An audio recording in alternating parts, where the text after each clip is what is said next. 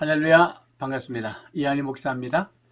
오늘도 행복하게, 오늘도 건강하게, 잘 먹고 잘 자고 잘 웃고. 마더 테레사 노벨 평화상 받으신 분 아시죠? 인도 캘커타에서 섬기면서 사역하셨던 분. 간호사, 조무 간호사, 보조 간호사 뽑는 자격이 잘 웃고 잘 먹고 잘 자는 사람이라고 그래요. 뭐 어려운 사람, 어린 애들 막 거둘 때 잘 먹어야 되고, 막 고름 짜고 그래도 잘 먹고, 또 잘 자고, 또 애들 앞에서 잘 웃고, 사람들, 사역자, 동역자 잘 웃고, 잘 먹고 잘 자고 잘 웃고. 코로나 시대에 잘 먹고 잘 자고 잘 웃고 한번 실천해 보죠. 자, 오늘 하나님의 말씀 출애굽기 12장 5절 말씀입니다. 너희 어린 양은 흠없고 일련된 수컷으로 하되 양이나 염소 중에서 취하고. 다시 한번 읽겠습니다. 너희 어린 양은 흠없고 일련된 수컷으로 하되 양이나 염소 중에서 취하고. 어린 양 하나 잡아서 이제 피를 문설주와 임방에 바르고 그 고기는 그 밤에 가족과 함께, 남으면 이웃을 초대해서 함께, 뭐 이렇게 양식에 대한 말씀 이미 말씀드렸고요. 자, 오늘은 이제 일련된 수양이라고 하는 것, 오늘 흠없고 어린 양인데 흠없고 일련된 숫양으로 하되 했습니다. 요거에 대한 의미를 한번 묵상할 거예요. 자, 아직도 출애굽기 12장이에요. 출애굽기 12장은 출애굽기 1장에서 40장까지를 볼 때에 어느 위치에 있느냐, 보고 듣고 알고 내려가서 건져내고의 출애굽기 12장이죠. 어린 양의 피로 이스라엘 백성들을 건져내고 구속함을 받고 구원을 받고, 저와 여러분들이 구원받은 얘기를 하는 거예요. 십자가 사건, 어린 양 대신 예수 그리스도의 십자가의 은혜로 우리가 구원받았다, 건짐을 받았다. 그것이 출애굽기 12장의 영적 구속사의 의미입니다. 자, 계속해서 그 12장을 조금씩 교훈을 가지고 한번 살펴보고 있습니다. 오늘은 좀 냄새 얘기 좀 할 거예요. 오늘의 그 포인트입니다. 세 가지 중에 한 가지 포인트예요. 자, 어린 양이 수컷인데 흠이 없어야 되고 1년 돼야 된다. 제가 선교 현장, 특히 저 남아공 쪽의 선교 현장, 또 스페인 쪽의 선교 현장도 한번 가봤어요. 그래서 양고기를 먹을 기회가 있었는데, 양고기가 1년 미만, 1년 약간 안 된, 또 너무 어리면 먹을 게 없으니까요. 1년 안 된, 1년쯤 된 뭐 그런 양고기가 맛있다고 해요. 정말 맛있더라고요. 그래서 어느 집에 초대받아서 갔을 때 양고기 손바닥 많은 거 2개 굽는데 한 2시간 걸리더라고요. 나는 얼마나 많이 대접하는가 하고 기대감을 가지고 기다렸는데, 남아공에서 백인 집인데, 근데 그 2점 중에 한 점은 자기들이 먹고 한 점은 나한테, 우리 부부가 나눠 먹었는데 진짜 먹을 거 없더라고요. 진짜 근데 맛있더라고요. 그래서 그것이 너무 맛있어서 선교사님 댁에 이제 다시 돌아갔을 때에 제가 양 그거 얼마입니까? 그러니까 또 싸더라고. 그래서 반 마리를 사가지고 와서 우리 선교사님 내외, 저희 내외 가족들과 함께 아주 실컷 먹었어요. 그 정도면은 뭐 그 남아공의 백인들이 한 10명 중에서 15명이 먹을 양이라고 그래요. 근데 우리 한 5명이서 아주 실컷 먹었으니까요.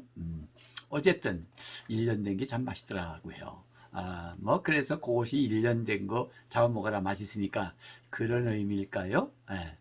여기서는 어떤 의미를 한 3가지를 잡는데, 무엇을 잡냐면, 첫째는 1년이 넘으면 염소나 뭐 양도 뿔은 이렇게 안 달려서도 뿔이 약간 머릿속에 있죠. 이제 이마가 굳고, 뭐 양도 어떻게, 순양은 또 뿔이 있어요.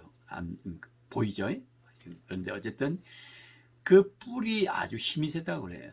그러니까 1년이 약간 덜 된 수컷의 뿔은 힘이 없대. 그러면 예수님에게 해당된다면, 예수님께서는 힘을 없으신 게 아니죠. 근데 힘을 절제하셨지. 그러니까 나는 온유하다, 그렇게 표현하셨잖아요. 나는 온유하고 겸손하니 나에게 와서 나의 멍에를 메라, 나에게 배워라, 그런 말씀하셨잖아요. 그래서 마태복음 11장에 보면 누구든지 세상 짐을 진 자들 다 내게 와서 쉬라. 그렇게 말씀하셨죠. 힘 있는 척하고 막 힘 있는 자에게 들어가서 쉬는 거 안 돼요. 왜냐면 그 힘이 어떻게 발휘될지 모르니까 불안하죠. 그러나 겸손하신 주님한테는 진정한 안식이 있어요. 어쨌든 그 힘의 절제가 있으신 분입니다. 뭐 예수님 잡힐 때 막 그때 그 베드로 그 칼 가지고 뭐 말구의 귀를 자르고 막 그랬을 때 그 칼을 칼집에 꽂아라. 칼을 쓰는 자는 칼에 망할 것이다. 예수님 그렇게 말씀하셨잖아요. 칼집에 꽂으셔야 된다고. 예수님 그렇게 온유하셨어요. 근데 우리 크리스찬도 우리가 삶이 마치 일련된 양처럼 순양처럼 겸손하고 칼을 칼집에 꽂고 사셔야 돼요. 마음대로 휘둘면 안 돼. 이 칼을 잘 써야 수술하면 사람도 살리는데 잘못 살면 사람을 해치거든요. 그렇죠? 맞죠? 그래서 칼집에 잘 꽂아줘야 돼. 칼은 칼집에 꽂아둬라. 크리스찬들은 직장에서 이 칼 함부로 나르면 안 되죠. 말 함부로 하고 칼로 남 상처 주고 뭐 교회 안에서도 마찬가지고 가정에서도 마찬가지죠. 그래서 칼을 칼집에 꽂는 거예요. 그러니까 힘을 쓸 때는 쓰지만은 그렇게 함부로 쓰는 게 아니라는 거지. 예. 그게 일련된 수양의 뿔에 힘이 없을 때예요. 그때가 맛있고 또 제물이 되고 예수님은 그런 분이시고 우리도 제물 되려면 우리도 쓰임 받으려면 힘을 절제할 줄 알아야 된다. 절제. 예. 그게 교훈이에요. 두 번째는 1년이 넘으면 냄새가 아주 독하다 그래. 노린내 같은 거 있죠. 노린내. 예. 그러니까 1년 된 양을 잡아서 먹을 때 노린내가 없더라고요. 참 연하고 맛있더라고요. 그러니까 노린내가 이렇게 냄새가 고약하다. 1년 넘으면. 그래서 1년 미만, 1년 된 것. 넘으면 안 되는 거예요. 냄새 얘기. 그 오스카 아카데미상 받은 윤여정 씨 얘기를 제가 한번 했는데 또 한번 할게요. 그 아마 미나리 제작사의 대표가 브래드 피트라고 하는 그 유명한 미국 배우 아시죠? 아주 잘생겼어요. 그 사람 젊을 때는 더 잘생겼더라고요. 또 나이가 들면 또 중요한 것도 있지만 그러니까 대스타죠. 그래서 이제 기자회견을 윤여정 씨하고 하는데 그 브래드 피트하고 같이 이제 제작사 대표니까 상 받고 내려오니까 같이 이렇게 걸어서 이제 무대 뒤로 들어가더라고요. 그래서 서로 뭐 이 주거니 받거니 이야기도 하고 막 그러더라고. 그러니까 나중에 이제 기자회견 할 때 그 좀 빈정거린 거예요. 당신은 아무리 아카데미상 탔다 하더라도 브래드 피트 앞에서는 그냥 소녀에 불과하다. 그 대스타를 만났을 때 느낌이 어땠느냐 이런 얘기를 좀 이렇게 얘기를 했더라고요. 무슨 냄새가 나더냐 그렇게 물었어요. 그 나중에 그 질문을 그 제작사 그 글을 내렸다고 그래요. 그거는 무시한 거. 윤영 씨는 무시하고 동양을 무시한 질문이래요. 그거는 실례랍니다.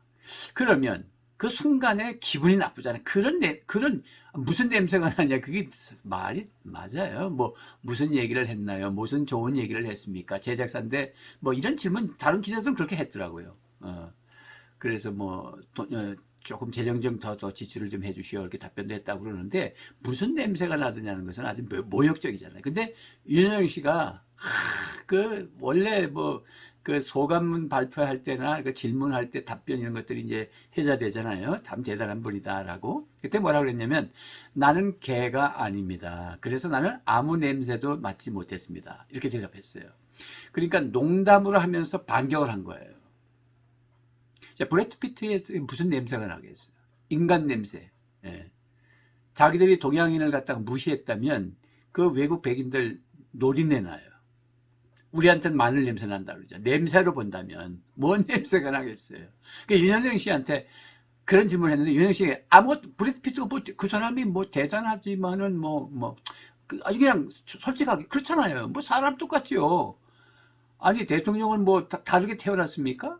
브래드 피트 뭐 영화 배우는 뭐 다른 사람입니까?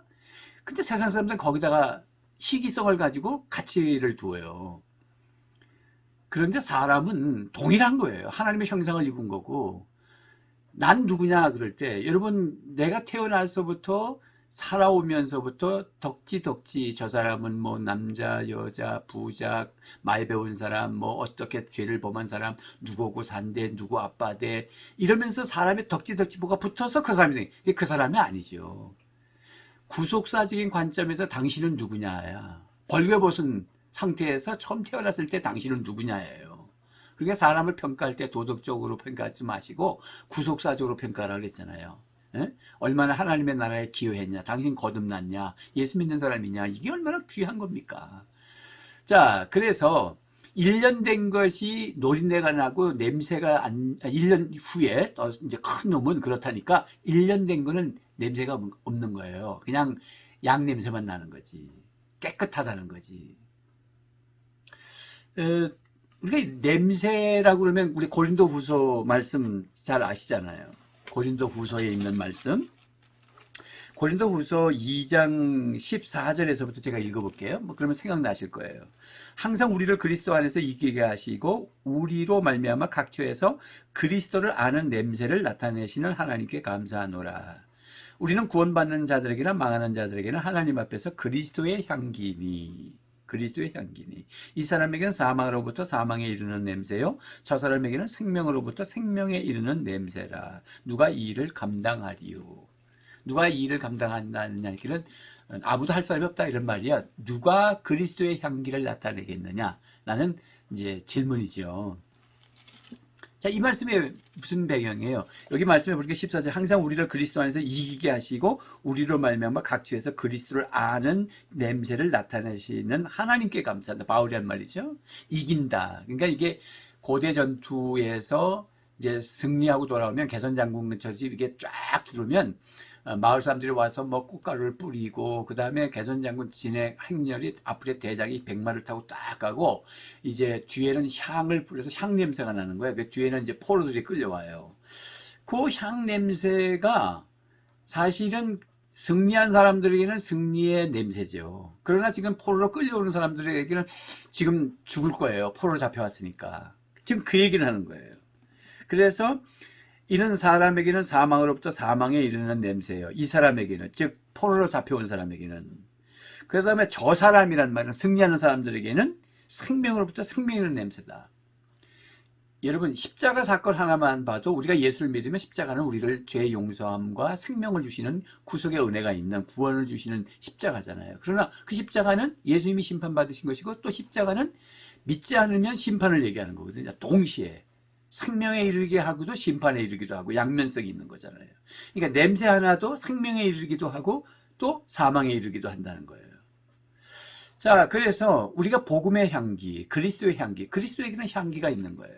고약한 냄새가 아니라 복음의 향기가 있단 말이죠. 십자가의 향기, 은혜의 향기, 사랑의 향기. 그렇잖아요. 그러니까 그 향기가 주님에게 있는데 우리에게 적용하면 어린 양 되시는 예수 그리스도에게 아름다운 복음의 향기가 있는데 그러면 내가 예수님의 향 먹었잖아요. 우리가 고기를 먹으러 가면 불고기 냄새가 내한테서 나잖아요. 예? 담배 많이 피는 데 갔다 오면은 담배 냄새가 옷에 빼이기도 하고 말이죠. 그러면 우리가 복음의 대신 예수 그리스도를 먹었다. 그러면 우리에게 그리스도의 향기가 나타나야 된다는 거지. 믿지 않는 자들에게는 우리가 예수 믿는 사람 으로서 복음을 전할 때 그 사람이 믿으면 생명의 향기를 맡게 되는 것이고 믿지 않으면 심판, 사망의 향기죠. 그게. 그래서 우리가 그런 향기가 있냐라는 거지. 나에게서 그리스도의 향기가 있냐. 뭐 복음을 전하는 향기도 있지만 사실은 잘 섬기는 향기, 사랑을 주는 향기, 그런 향기. 그 예수 그리스도의 향기가 복음뿐만 아니라 복음의 삶, 착한 삶, 선한 삶, 섬기는 삶, 남을 세워주는 삶, 향기가 있느냐라는 것입니다. 그 다음에 이제 1년 된 순양이라고 그랬는데, 이게 1년이 넘고 이제 힘이 생길 뿐만 아니라 요 발전기가 생긴다고 그래요. 그 말은 욕망이거든요. 그 예수님에게 적용하면 예수님은 겸손하신 분이잖아요. 여러분 마가복음 10장 45절에 예수님이 오신 목적을 당신께서 말씀하실 때 인자가 온 것은 섬김을 받으려 온 것이 아니라는 거예요. 도리어 섬기려 하고 그래서 많은 사람들에게 자기 몸을 대성물로 주려 하심이라. 받으려 한 게 아니라 주려 하고 왔다. 이렇게 표현한 거죠. 생략을 해보면, 성경 구절을 생략을 해보면 섬김을 받으려 한 것이 아니라 오히려 섬기려 하고 많은 사람을 위해서 자기 몸을 대속물로 주려 함이라. 이게 예수님이에요. 욕망은 뭡니까? 발전기라는 건 욕망이에요. 정욕이라는 거죠. 자기 욕망대로 사는 거. 욕망은 자기가 뭔가 받고 싶고 자기가 으뜸되고 싶고 자기가 뭔가 갈취하고 자기를 쌓으려고 하는 거잖아요. 그런데 예수님 그렇게 하지 않으시고 오히려 주려 하셨다. 그게 섬김이잖아요. 그럼 우리에게 적용하면 예수님께서 나를 따라오려거든 마태복음 16장이죠. 마태복음 16장 24절 말씀해 보니까 누구든지 나를 따라오려거든 자기를 부인하고 자기 십자가를 지고 나를 따라오너라. 뭐 이제 이 말씀 아주 자주 말씀을 드리고 있습니다. 그러니까 자기를 죽이고 자기 십자가를 지고 자기 욕망을 죽여야 제자답다는 것이고 주님을 따라가야 할 길이라는 거예요. 제자도죠, 제자도. 그것이 출애굽기죠. 출애굽기가 홍해를 건너는 건 세례를 받는 거, 세례가 단순히 구원받은 외적 증거를 씻는다, 뭐 이런 의미도 있지만 그런 정도가 아니라 내가 죽는 거잖아요. 그리고 그리스도로 사는 거예요. 그러니까 홍해 바다에 이스라엘 백성들이 다 죽었다가 산 거예요. 그게 바울이 고린도 10장에서 세례라고 본 거예요. 세례는 자기 부정이에요. 자기 십자가를 지는 거예요. 자기가 죽는 걸 말하는 거예요. 그리고 그리스도로 사는 거예요, 이제. 근데 그게 단번에 잘 안 되거든. 노예 생활을 했던 바로가 주인이었던 사람들이 하나님이 주인 의식이 교체가 되고 세례받는다는 거. 이제는 내가 세상적으로 살아왔지만 이제부터 세례받는다는 거는 나의 주인이 예수님이시고 하나님이라는 것을 고백하면서 시작한 게 세례거든. 근데 그게 금방 잘 안 된단 말이에요. 관성의 법칙대로 이 세상에 살다가 술이 금방 끊어지거나 세상이 금방 끊어지지는 않거든. 그렇기 때문에 그 다음 단계가 뭐였냐면 이제 15장부터 18장까지가 5대 광야라고. 그래서 수르광야 기대치가 오고 나서 십자가 적용하라. 신광야에서 만나가 양식이 떨어져서 하나님이 만나를 공급해 주잖아요. 공급원이 달라요. 경제난이 생기고 막 어렵게 광야를 거치는 거죠. 그 다음에 르비딘 광야 첫 번째에서는 이제 목마라서 반석을 깨서 물을 마시는데 그 반석이 그리스도였다. 성령의 생수를 마셔야 된다. 인생이 드라이할 때는 어떻게 해야 되냐. 이런 광야. 이렇게 쫙 배우는 거죠. 자기를 부정하는 거예요. 그러면서 성령을 마시고 자기를 부정하면서 물질 문제가 하나님이 해결해 주셔야 된다는 것이고 또 자기를 부정하고 자기 기대치에 막 딸려갔지만 쓴물이었단 말이지. 막대기를 적용했더니 십자가를 적용했더니 단물이 됐다는 것이고요. 그 다음에 르비딘 B에서는 아말렉 원수가 사람이 원수가 돼서 막 덤비잖아요. 그래서 거기서 기도의 동력자를 만나게 되고 승리하게 되고 그 다음에 이제 시내광야에서 모세가 상담을 하는데 그 200만이 다 줄을 서서 있는데 그 얼마나 불평이 많겠어요. 그러니까 리더십에 대한 불만이죠. 장인이 들어가 천부장, 백부장, 50부장, 10부장을 세워서 이제 작은 것들은 나눠서 하고 큰 것만 네가 해거라. 그렇게 해결점을. 그래서 이거는 킹덤 빌더를 세워서 우리 리더십들은 나눠서 동력하거라. 뭐 이런 광야를 거치잖아요. 그리고 이제 시내산 가서 말씀 훈련받고 성막에 가서 예배를 드리고 강아지 소리가 납니다. 죄송합니다. 밖에 지금 아주 강아지가 막 혼자 있으면서 두 마리인데 죄송해요. 어쨌든 이해하십시오. 어쨌든 그래서 말이죠. 이렇게 자기 부정, 자기 욕망을 죽이는 자가 쓰임받는 것이고 그게 재물이 되어야 된다는 거지. 그래서 예수님께서 섬김의 정신이 뭐냐면 섬김의 정신은 주는 거거든요. 우리 가정교회에서 네 가지 기둥 중에 하나가 네 번째 기둥이 이제 섬김의 리더십인데 섬김의 리더십은 상대편을 성공시켜 주는 거예요. 이제 목자 같으면 목원들을 성공시켜주고 목사님 같으면 성도들을 성공시켜주기 위해서 존재하는 거예요. 그게 섬김의 원리라고요. 직장에서 상대를 성공시켜주고 사장님을 성공시켜주고 그럼 누가 성공하는 거야? 내가 성공하는 거지.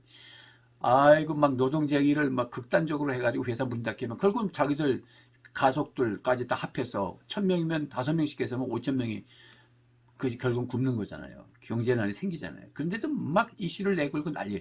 그러니까 상대를 성공시켜주는 게 크리스찬의 마음이거든. 그래서 1년 된 순양이라는 것의 영적 의미 세 가지예요. 첫째는 뭐였습니까? 이 힘을 조절하라. 뿌리 나기 전이라는 거죠. 그 다음에 향. 이제 1년이 넘으면 아주 고약한 냄새 난다. 향.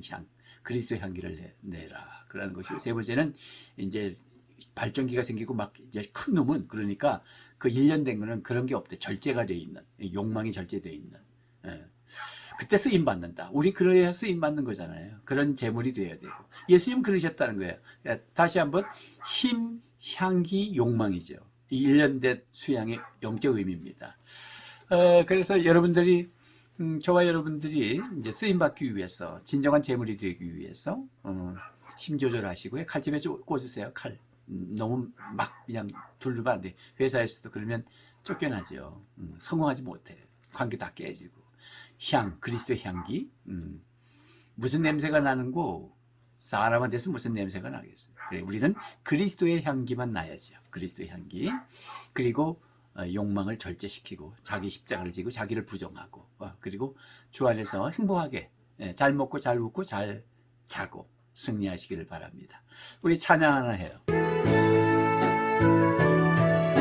당신의 그 섬김이 전국에서 해같이 빛나리. 당신의 그 겸손이 전국에서 해같이 빛나리. 당신의 그 믿음이 전국에서 해같이 빛나리. 당신의 그 충성이 전국에서 해같이 빛나리. 주님이 기억하시면 좋가리. 예수님 사랑으로 가득 찬 모습, 전사도 흠모하는 아름다운 그 모습, 천국에서 해같이 빛나리. 당신의 그 선정이 천국에서 해같이 빛나리. 당신의 그 사랑이 천국에서 해같이 빛나리. 당신의 그 찬송이 전국에서 해같이 빛나리. 당신의 그 섬김이 전국에서 해같이 빛나리. 주님이 기억하시면 좋가리. 예수님 사랑으로 가득 찬 모습, 전사도 흠모하는 아름다운 그 모습, 천국에서 해같이 빛나리. 천국에서 해같이 빛나리. 반주와 따라서 하는 게 아주 어렵네요. 어쨌든 주 안에서 여러분 승리하시고요. 천국에서 큰 상 받으시기를 주님의 이름으로 축복합니다. 건강하십시오. 사랑합니다.